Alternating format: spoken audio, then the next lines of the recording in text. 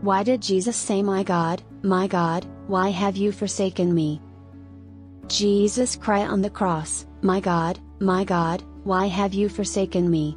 is one of the most perplexing statements in the Bible.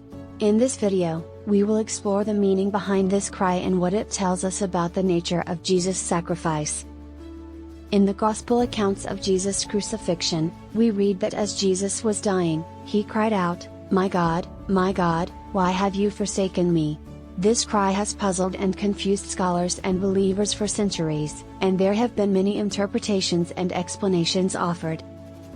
The Psalm connection: the words Jesus spoke on the cross were a direct quote from Psalm 22, a prophetic psalm that describes the suffering of the Messiah.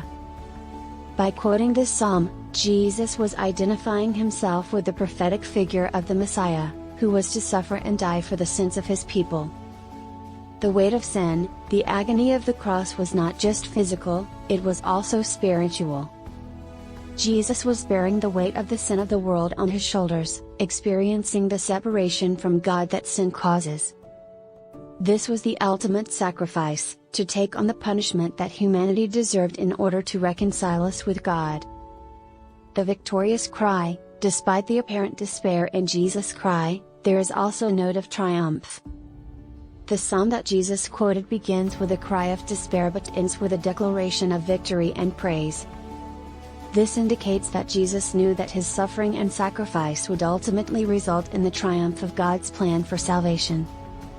Jesus' cry on the cross, my God, why have you forsaken me?" is a powerful and meaningful statement that speaks to the depth of his sacrifice and the weight of sin that he bore.